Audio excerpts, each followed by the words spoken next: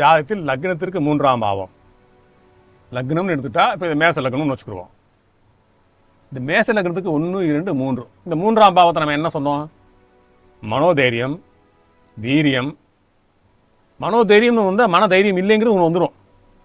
வீரியஸ்தானம்னு எடுத்துக்கிட்டு அங்கே வீரியம் இல்லாட்டி எப்படி இருக்குன்றது வந்துடும். எல்லாத்துலேயுமே 2 விஷயங்கள் இருக்குங்க. அப்போ இந்த 3ஆம் மனதை கொடுக்கக்கூடிய இடம். இது லக்னம்ங்கிறது நீங்கள், 2ங்கிறது உங்களுடைய பணம், உங்களுடைய பேச்சு, 3ங்கிறது மனம். இப்போ ஒவ்வொரு கிரகத்துக்கும் ஒரு காரகம் இருக்குது.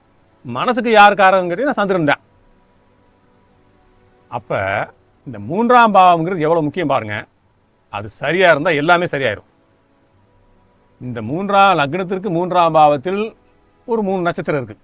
எல்லார் வீட்லேயும் 3 நட்சத்திரம் இருக்குது. உங்களுக்கு இந்த லக்னம்ங்கிறதுனால இங்கே எழுதியிருக்கேன். இந்த நட்சத்திரத்தில் இருக்க ஒரு உபநட்சத்திரம் ஒரு கிரகமாக இருக்கும். அப்போ இந்த லக்னத்துக்கு 8வது வீடு இது.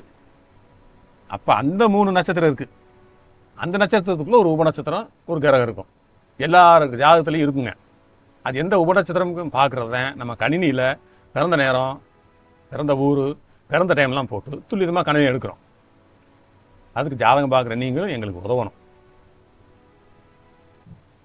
இப்போ இதெல்லாம் எந்த உபநட்சத்திரத்தில் இருக்கோ அதை பொறுத்து அவர் மனநிலை அமையுது.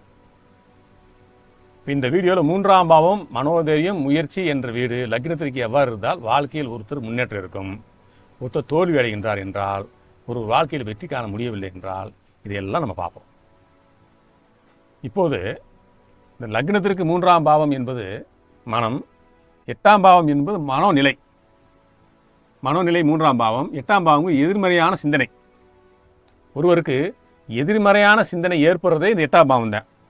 அப்போ 8ஆம் பாவம் ஒருவருக்கு சரியாக இருந்தால், 3ஆம் பாவமும் 8ஆம் பாவமும் சேராமல் இருந்தால், அது ஒரே கிரகமாக இல்லாமல் இருந்தால், அவங்க வாழ்க்கையில் இந்த மன அழுத்தம்ங்கிற பிரச்சனையே இருக்காது. இப்போ இந்த 3ஆம் பாவம் 8ஆம் பாவத்தோடு சேரும்போது இந்த பிரச்சனையை போல ஒரு மனிதன் சந்திக்கின்றார்.